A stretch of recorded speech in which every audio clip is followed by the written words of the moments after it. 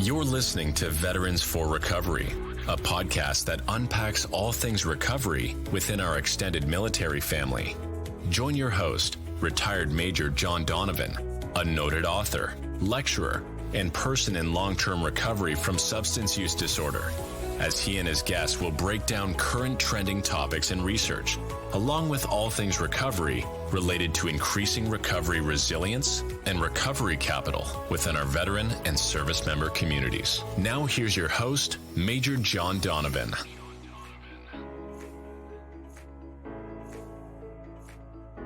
Hey, good day, everyone, and welcome to another episode of Veterans for Recovery. This is a podcast that looks at all things pertaining to our veterans, service members, and their family members who are in recovery or seeking recovery. I'm John Donovan, a retired major of the U.S. Army, and I'm a person in long-term recovery. And with me today is my guest, Dave Wehlage. Dave and I will explore what recovery means and how it impacts and has impacted our lives. Hey, Dave, welcome to the show today, and thank you for being here. John, thanks for having me. I'm so excited to be a part of this conversation and just to be a part of the whole recovery conversation. Thank you for having me.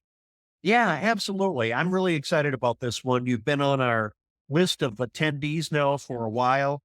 I served in the Army, you served in the Navy. So I'm interested to hear about that because I was always interested in going into the Navy. In fact, that was one of my first choices, but the Army offered me a better deal in terms of loan forgiveness and college and duty station. But I have to admit, the Navy whites, that is a great uniform. I was always jealous of my Navy counterparts. Yeah, the crackerjack. Dave, tell us a little bit about yourself, your background, your education, your profession. Yeah, sure. So my background is I'm the fifth of six children. Grew up in Minnesota here. I kind of bounced around when I was younger. Eventually got my college degree after my military experience. And that was a great thing. And I went on to work as an IT professional. Okay. So did you parlay your military experience? Did that help you out? Were you on the GI Bill? You know what, John, I didn't have any of that stuff. I had kind of a atypical exit from the military, and those things weren't available to me. Okay. We'll unpackage that in a little bit. So let's just put that in the parking lot for right now. So you went to college, you got an IT degree? You know what? I got a finance degree, John, and everywhere I went to interview I felt like I was getting shook down for how many people I knew and how much they were worth, which told me what they were getting ready to do with me, send me out to my close family to sell product, and I kind of got turned off by that whole idea and ended up in IT. Okay. As luck would have it. And you parlayed that into a pretty successful career. You worked with some prestigious organizations, did you not? Yes, I was really lucky to work for some really good, caring organizations, ING, Medtronic, Boston Scientific, great veteran favorable companies. Yeah, and some industry leaders in terms of banking, medical research, building medical devices. Yes, sir. Really prestigious. So what made you, well, first of all, you chose finance and then you ended up going into IT. What drew you to the military? Was it the adventure, being on the open sea, the benefits? What was your draw to the military? I guess at that, I went in the military prior to all this college stuff and everything. And at that time in my life, I would have to say it was a whim. You did it on a whim. Totally. I went down and talked to the Navy recruiter, took the ASVAB, and I signed up. Yeah, because that never happens. None of us on a whim. Yeah. Maybe intoxicated, go down to the recruiter and say, "Hey, I was thinking about going to the military." We will sign you up, son. Yes, sir. Right now. So you went into the military and you came out. Tell us a little bit about your recovery journey. What did that look like in terms of, to borrow a phrase, what it was like, what happened, and then where you're at now? Sure. Sure. So I have to say, when I talk about this, the way I view it is continually changing. And I would have to say for the better in my understanding over the years. But generally speaking, prior to and after my time in the military, I was really dragging the bottom, drug and alcohol wise. I was hindered in my building relationships and all this sort of stuff because of a MST event that happened to me when I was in the military. And I have to tell you that I only became aware of that very recently. As a matter of fact, it was many years into my long-term recovery before, through a conversation with a close friend, it was pointed out to me that something that I thought just happens to people that drink too much or whatever, actually was something that was wrong and should have never happened.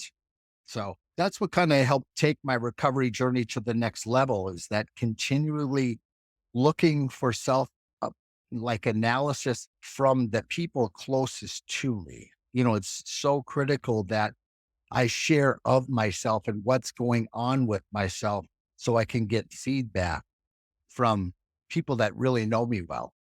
So, Dave, you mentioned MST for our audience and for our listeners who may not be familiar with that term. Could you define that for us, please?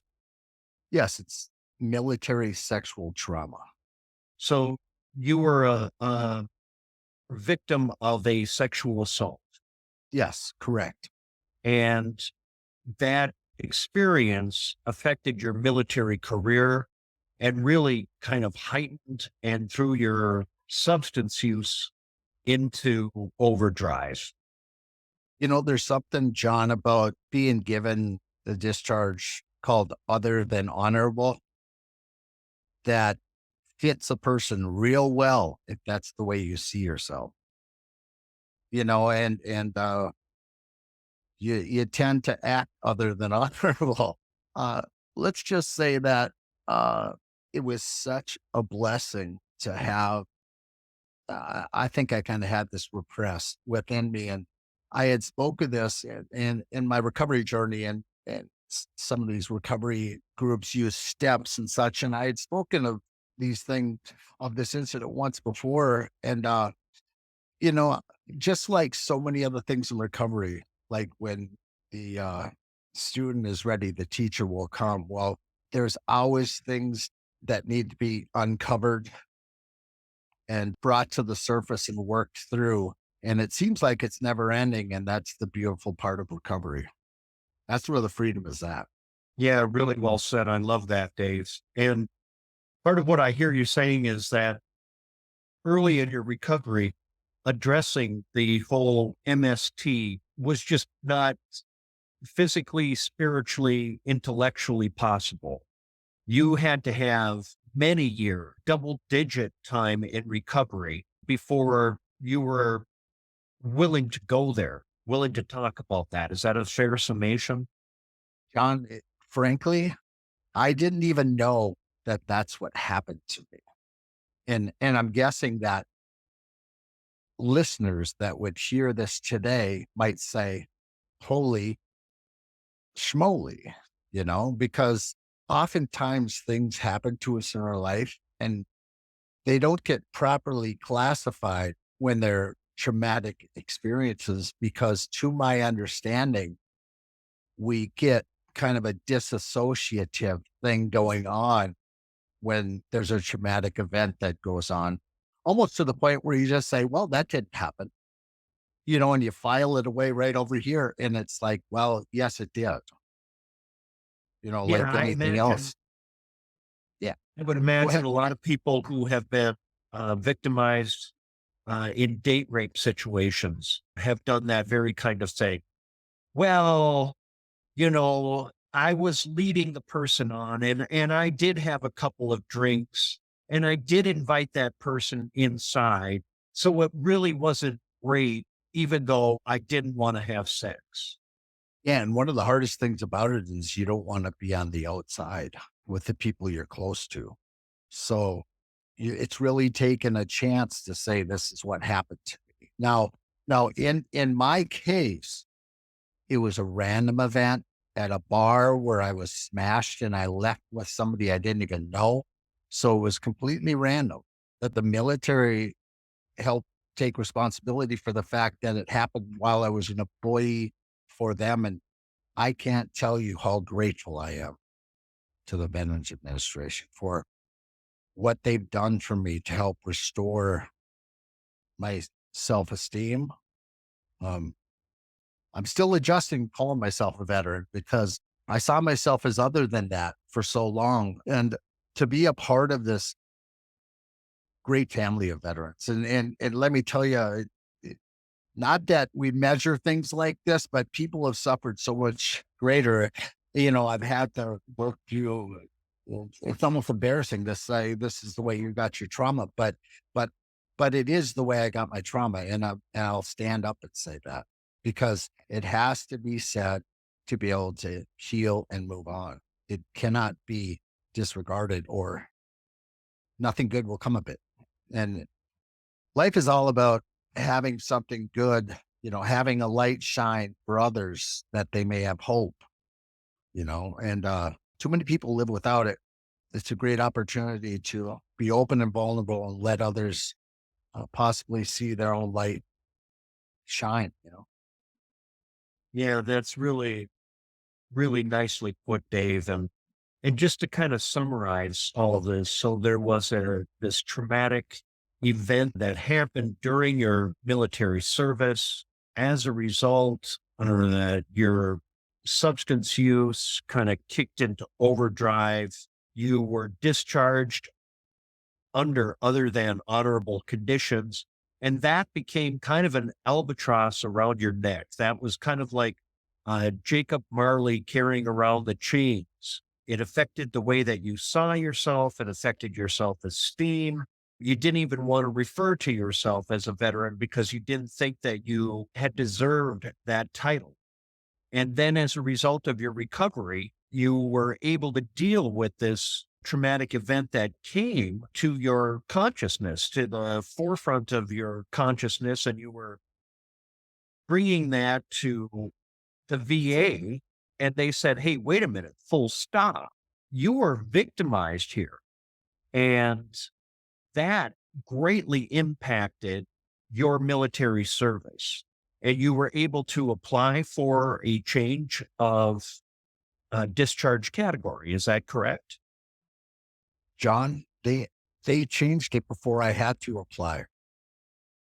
So it just happened automatically. Yes, yes. The Veterans Administration, I got a letter soon thereafter of starting this whole event that said, for administrative purposes, you are honorably discharged. And now What a wonderful day. you're able to receive services at the VA, which previously you were denied. Yeah, absolutely. I remember when I got the call when they told me I was connected, and the person was like a loving guide who said, this is what you've been awarded, and let me get you on the phone with the VA, your local VA, so we can get you set up for care. And it was like a surreal moment Wow. of what it all come around here.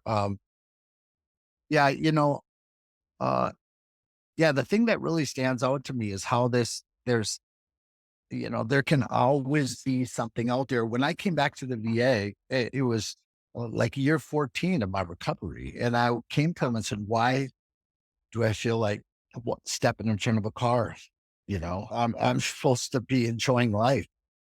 I've been sober a while, and they helped me with this new information I have, start to work through that and understand that I was doing the best that I could at that time. it was what I needed to do to survive. Even if, see, it essentially, I was able to reframe the past in a way which wasn't like hot burning oil poured on you. And that's what recovery continually is for me, is a rewriting of basically everything. And this edition is wonderful and full of hope and hard times that, because of the things we get through in a smaller level, we're ready for when the bigger things come, and we never have to do it alone ever again. Without my brothers and sisters in recovery and my fellow veterans, I feel a real camaraderie that I'm afraid just kind of slipped away with all this online stuff. But I love the face to face. I love people being able to see me and say, Dave, you're looking good. Things are going well. I like to be held accountable and know that the people that love me want to have a relationship with me. For so many years, I pushed that away. I didn't want, I told you one thing and then I wasn't there for you. I wasn't able to have like an emotional relationship. Everybody got pushed away. And so so helpful to understand why I had these behaviors that contributed to me needing a solution like alcohol or drugs or anything to fill that void, when I've been given like the spiritual toolkit to approach these things in a much better way. It's beautiful. And I really like how you put that this recovery is a journey, and that it brings you to different places in your own spiritual development. The insights that you had at 5 years of recovery seemed breathtaking and astounding. And then at 10 years, you look back and you kind of say, boy, I'm amazed I made it to 10, because I look back at 5 and I really wasn't seeing things accurately. And yet at that time, right, we're like, wow, this is all so new and this is great. And there's new journeys and there's new adventures and new insights. And now you're at double digit recovery. You've been in recovery for how long now, Dave? 17 years, Chuck. 17. Congratulations. And what an incredible achievement. Thank you. Thank you. So you're out of the military, you are in recovery. What lessons did you learn in the military that potentially helped or hindered your recovery? Well, I tend to look at everything with a positive light. And I would just say, just like everything else in life, everything, I don't know if you've ever read the book, The Body Keeps the Score. It talks about adverse childhood experiences. If we don't understand what's going on with the individual, there's no way we can know how to help them. And until I found this softer way of looking at myself rather than wanting to just walk off a bridge, this more self-forgiving self where I see so much beauty in the world. The only thing I can see for myself now is to help other people and to make my journey fully open to them so they can learn whatever lesson I've learned, hopefully, to make their journey easier or more fulfilling, or just having the personal relationships, is probably the most fulfilling part. And you're a family man. You have 2 beautiful daughters and a son. What has recovery done for you in terms of those relationships?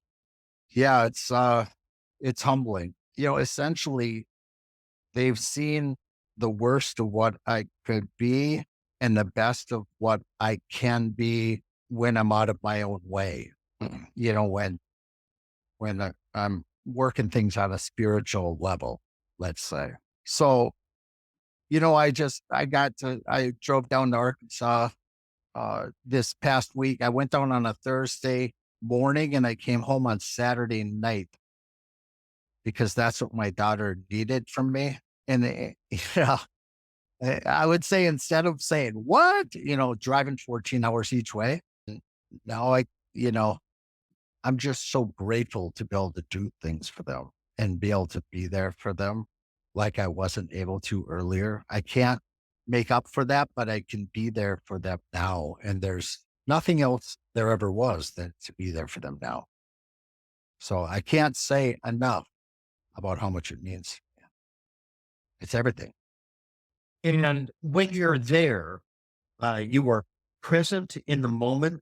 You're physically there, but you're also there emotionally and able to give in a way that heretofore, especially during the years of your substance abuse, that you were never able to give because you were hindered by your own disease of substance use disorder.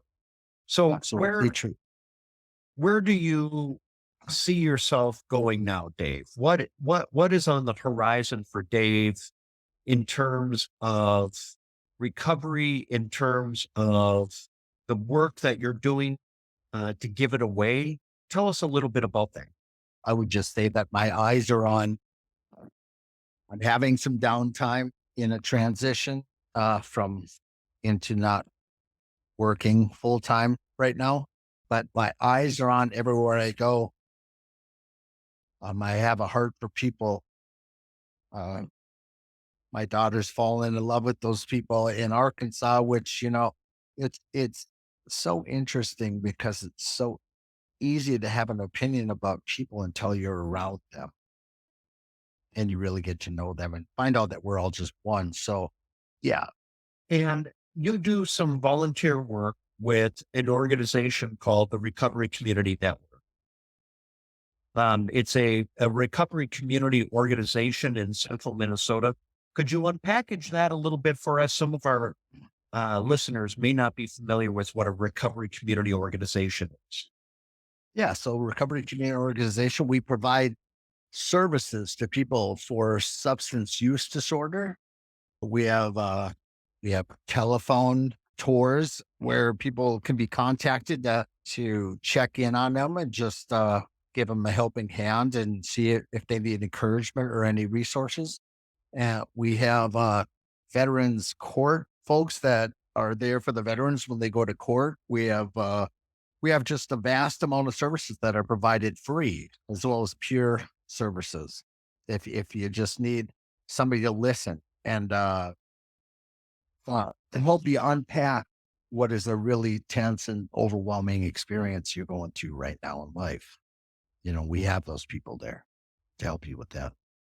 And you mentioned that those services are free of charge to the individual. Of course, nothing is free. Where does the organization get the money to do this? Well, we are constantly in the grant writing process, mining for different grants out there on the state or local level. And we're also so very fortunate to have people who are so generous to help contribute to the organization as well. So you receive funding from state sources, you receive funding from federal sources, and then from private individuals and or companies and corporations. Correct. And that's enough to keep the lights on? Oh, yes. Well, we do a lot of community outreach that just to meet more people, and those things are a lot of times cost pretty. Uh, I don't know what you call it, where you don't make a ton on it, but the whole idea is to let people know about the services we offer and to be of service to the community as an organization. Yeah, you got to get out there. You got to get your message out there, and then people start coming in through the door, and you're able to provide those services. So that is incredible. Now, I know you were very instrumental in getting services into a local jail. You had a point of contact, a officer with a local jail And can you tell us a little bit about that? Because I think sometimes people get an idea that, oh, like this program, and it just happened overnight, and it just kind of magically sprung up, and oftentimes that isn't the case at all. Could you walk us down how this organization actually got into or started delivering services to people who are incarcerated? Sure. Yeah. So for many years, as part of one of the local recovery groups, uh, I I brought meetings into the jail here in Minnesota, and uh, I always found it really fulfilling to go in and sit with folks that I just as well easily could be sitting there because I consider myself an unconvicted felon, basically, from the things I did earlier in life. So, uh, having these resources, being involved, when my sponsor said, you're going to do jail meetings, I said, yes, sir. I was out of answers when I came in, and that was a good place to be because I had plenty of gentlemen who could show me just where the path was. So after months and months and months of cajoling, begging, pleading, emails, telephone calls, finally, the services were starting to be delivered into the jail. And as a result of that, another county jail has contacted the organization. They want services. And now a state prison, a penitentiary, is requesting those same services. So, from small things, great things come. And the work that you did in that area, the domino effect, the ripple effect from it, that after one jail said, yeah, we'll take a risk with that. That sounds good. We'd like to offer those services.